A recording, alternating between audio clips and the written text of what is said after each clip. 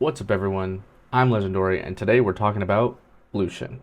Lucian the Purifier. His legend ability is really simple. Your equipment each give assault +1, so everything that you have attached to a creature when it swings, as long as it's swinging into something, gets an extra +1. It's an orange-red deck.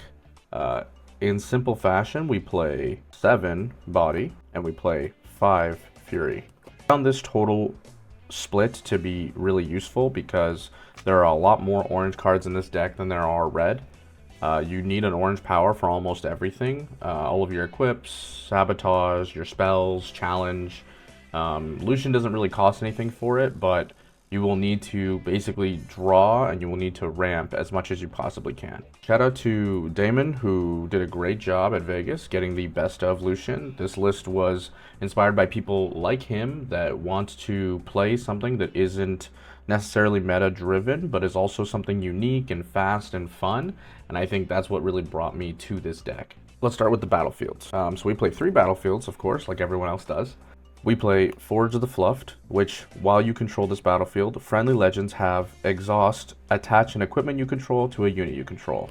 This gives your Lucian legend the ability to tap it and attach a unit, which is kind of like what Jax does. Note, this is only when you control it though, so you're going to have to get a unit over there just to do it. It's also great for reattaching things or moving things around, because it specifically doesn't say attach a unit that's not equipped. It says attach any equipment you control to a unit you control. Often this is your blind going first battlefield. I like this because it helps get you ready for situations and it tells them what you're playing without giving them too much advantage. I think a lot of times you play battlefields that give passive bonuses, and when you give passive bonus battlefields to your opponent, you often have to trade what their intentional value is. And what you'll see next, obviously, from Obelisk of Power is that each player gets a channeled rune at the beginning of the turn.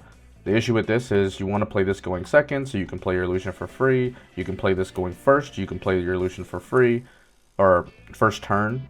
And the issue with this is that often you are stuck giving your opponent a benefit as well as yourself. Sunken Temple is the last battlefield of choice. I had a lot of ruling thoughts with this battlefield.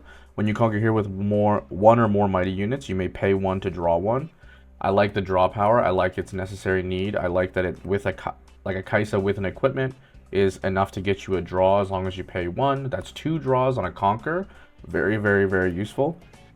I think this battlefield is really good and doesn't necessarily give them a bonus or benefit because not often are they playing mighty units. Unless it's Miracle. Okay, next let's get into the main deck. Champion unit of choice is Lucian. What a glorious, wonderful, beautiful altar art. High Noon Lucian. Quite amazing. Orange Lucian is what I'll call him because I don't ever call him Merciless. Has Weapon Master. The first time he conquers each turn, ready him. If you don't know Lucian at this point, he moves into a battlefield, he conquers, he restands, and then you can move him back out. It's perfect for not staying in combat. It's perfect for not leaving your units there, and it gets you access to fast and easy points without having to worry about stuff. The combination of this and First Mate is often the thing that gets you a double conquer and is extremely useful for those turns. Although we talked about this as the champion unit, we do play 3 Lucians because you want to see it. 1 will stay in your champion unit zone, and then 2 more you'll have in your deck. If you're going second, you can play a turn 1. If you're going first, you just need to play it the next turn. So often we have a lot of gear and equipment in the deck that you would play turn 1 anyways. So you play 3 Lucian. Just like I spoke about it just now, we play 3 First Mate. First Mate's an amazing card. It's a great card. It's 3 might on its own, so give it a Doran's Blade and it becomes mighty. That readies another unit on play, so you can move your Lucian in, conquer, restand, come back, play First Mate, restand your Lucian, move into the second battlefield. What you can often do as well is when you're playing other cards like Kaisa, you can play First Mate after, restand her, and bring her home instead of leaving her dormant on the battlefield, which is something that you probably want to do to keep your draw power up. Speaking of Kaisa, you have 3 Kaisa in this deck. Now, often, if you have access to 3 Kaisa, I often suggested that you play something better. I think that this deck needs the draw power and you can fill with other cards, but we found in testing that like even for budget, you really can't supplement these cards with a lot of other stuff. So get your hands on some Kaisa if you want to play Lucian. It is the Draven beater after all, so it'll make it worth your while. Kaisa is an accelerated unit. She's a 4 with no power unless you want to accelerate her. When she conquers, she draws you 1. With an equipment, Kaisa becomes mighty. Playing on Sunken Temple, playing it on Obelisk, you can play her turn 2. Or sorry, turn 1 if you're going second. Like, it's just a great card. She's just such a good card. What a great red card. Speaking of great cards that I absolutely hate but love to play, 3 Rune Runner. Rune Runner is an amazing card because it is hexproof, which means it cannot be chosen by enemy spells and abilities. I think it's crazy they didn't give this a keyword.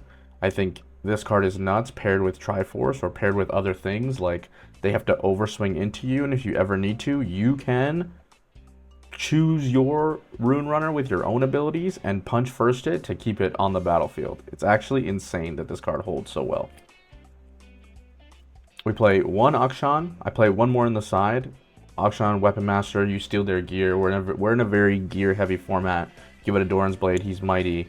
Akshan will steal seals. Akshan will steal Aurora. Akshan can steal anything. And he doesn't even have to equip it to himself. He can just steal the gear and you can use the Aurora.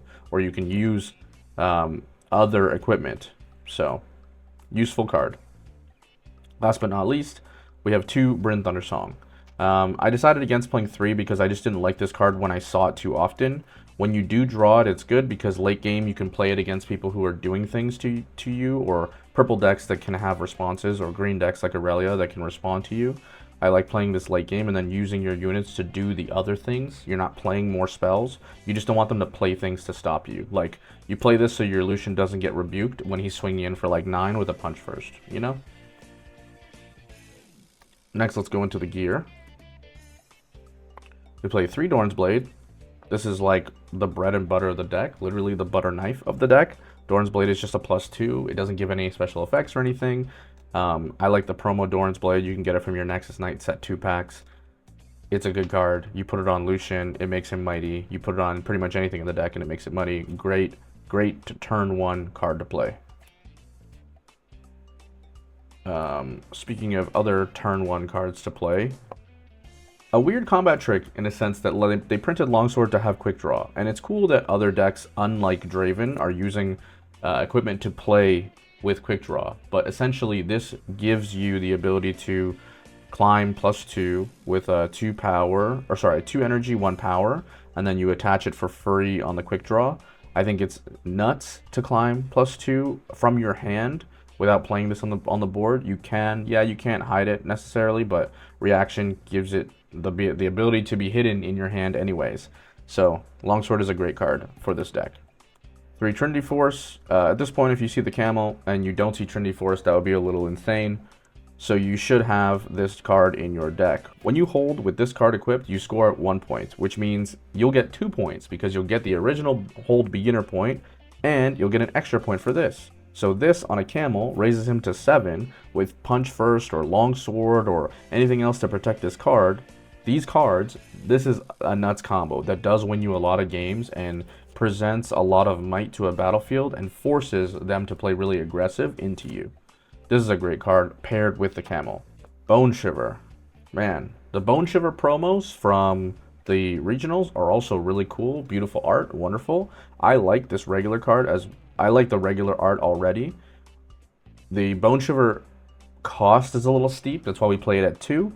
But when I conquer, channel 1 Rune Exhausted, and it pairs well with the Skyfall of Arion. Now, Skyfall of Arion is not necessary in the deck, but it's super useful and cool because the hold effects are conquer effects and vice versa make that paired with Triforce or that paired with Bone Shiver the extra point when you conquer, or the extra point when you hold, or the extra channeled rune exhausted when you hold instead of when you conquer. These kinds of weird like rule differences, slight rule bending, make it very useful. And I think this is what makes these 4 cards extremely valuable in this Lucian deck. They don't cost that much, you're only paying power to equip them. Realistically, You don't want to see them every game. You probably don't mull for these, but when you do see them and when you can play them, they're extremely valuable. All right, let's get into the spells. I played one Piercing Light because I just couldn't see the value in playing more of this. I'll get to this later. This card is for getting rid of problematic units. You do have to deal 2 to the unit at a battlefield and then deal 2 up to 2 up to another unit. It could be a unit at another battlefield, it could be the unit at the same battlefield, but it can be hitting base. I like hitting base. I just think this is too costly and too much power for it to be extremely useful in like unit swarm decks. And I play a different card in my side deck that we'll get to that does a better job, that costs significantly less than this card. But you had to play Piercing Light. It has Lucian's guns on it. Like, it's a great card. It goes in the deck. Speaking of guns, a lot of people play one Sabotage and they side 2 others. I love Sabotage. I love the thought that you can rip cards from people's hands. I love the thought that orange can play around certain combat tricks and get rid of the problematic purple cards like Rebuke. Sabotage, I think, is a great card to keep your Lucian or your Camel protected, and it gives you an idea of like how the gameplay is going. From testing, this was a more valuable card to me, so I bumped it up to 2 in the main and 1 in the side. Next, we have 3 Challenge. Challenge, again, hitting base. Challenge will, on action, in a showdown, when you're attacking a unit and you have Assault, you raise your Lucian's Might, you challenge something at base that they're keeping protected, like a unit they took off the battlefield, or if they rode the wind away or something, or fight or flighted their unit away. You still get Assault because you had a unit that you were attacking there, so you can challenge it in base and still kill it. You can challenge and hit something on the other side of the battlefield. This came up in testing as well, or not the other side of the battlefield, the other battlefield.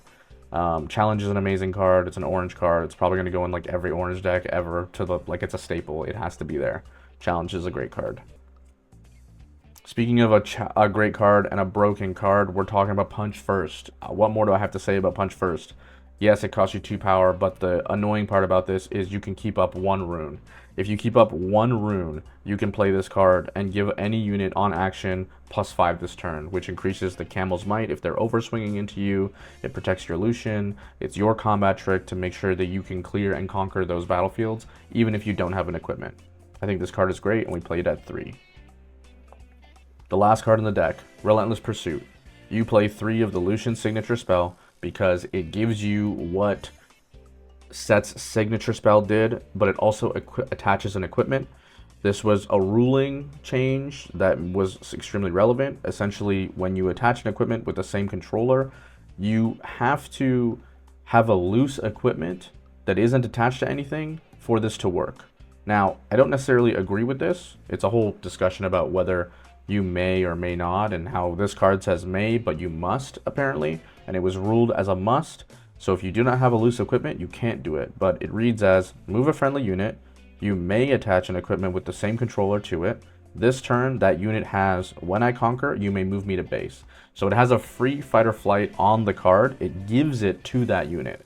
So not only, in the example, not only do you have to have a loose equipment, but you can play this card, move a Lucian, you move a Lucian to a battlefield, you can attach an equipment, a loose equipment to it, so you attach a Skyfall, and then even though Lucian will conquer and restand, the Relentless Pursuit moves him back, and it readies him.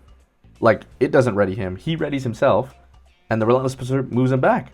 So then you can just move again, if you really wanted to. There's no necessary need to even use his own movement with Relentless Pursuit. And it feels so good. Like, it feels like you're actually playing Lucian. Like, this is Lucian's E on a card. And this is what I've been saying from like all the videos that I've ever made, is that like when the decks feel like they play like the champion, and if you've never played League of Legends, you probably should give it a shot.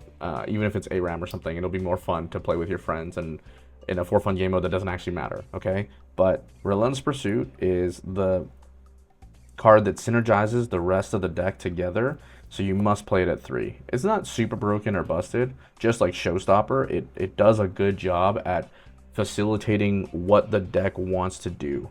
And I think as a utility, I'm okay with the Sig spell being low in cost. If it was too busted, like if it was like a Punch First on a card, I probably wouldn't like it being so low in cost. But for now, this is okay. That's it for the main deck. Let's jump into the side. So the side deck is 2 angle shot. I couldn't fit 1 and 1 in the main. I couldn't fit 2 in the main. I like this card for additional draw. I like this card on reaction to de-equip things. So in your Jax matchup, in your Aurelia matchup that can be difficult, even in the Draven matchup, if you really want to, you can choose to de-equip something and you get a draw off of a spell. It's on reaction, it costs 2. It's pretty cool as a combat trick if you really wanted to do that for yourself or not. It's kind of like a mini Relentless when you want to attach it to yourself. So I like the card. It's a really good card. I like it in foil. I just don't see it as like a necessary card unless you're playing in certain matchups. This is the 1 Auction, and this is the extra Sabotage.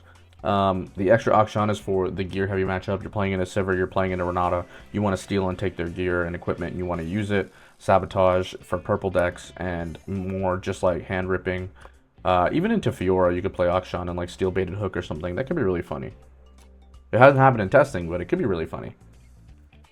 This was my Victor card, Cannon Barrage. I mean, you guys should know this if you play Orange, and if you like this, it's on reaction, deal 2 to all enemy units in combat. Your units won't die, theirs will. It's for unit swarm, it's for decks that go really wide. It even could be used in Miracle if you do use it correctly. I think this is a great card for multi-swings and large might swings because you can chomp down a lot of the damage that essentially is coming at you or damage that you're swinging into. And although you'll take 2, often you're only ever swinging with 1 creature, and so it shouldn't be a detriment to your own swing, but it should be a detriment to what is going on at the battlefield that is out of your control. Last card in the deck, Ferris Forerunner. As you saw the last few deck profiles, Ferris Forerunner is a great red card. He's a big red body that makes 2 mechs. If you do want a big hold, if you do need something more than just the camel, something that will get you an extra point, you can equip this. You can pay the super amount of cost that it's going to take to play this card. But Ferris Forerunner, Ferrero Rocher, often known as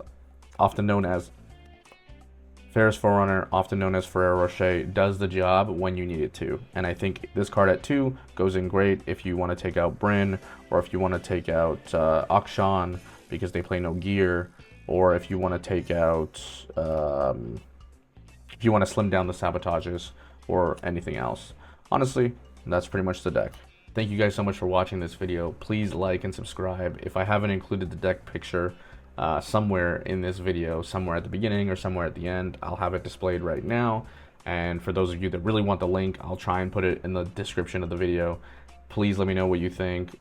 It should be slightly different than most of the Lucian decks that exist, but I really like playing this, and I still consider playing this for all my skirmishes coming up because I think it does a really good job if you're only running into Draven. The games are fast, the games are quick, the deck feels synergistic with speed, and if you like to go fast, this deck is for you. Thanks for watching, and I'll see you in the next one.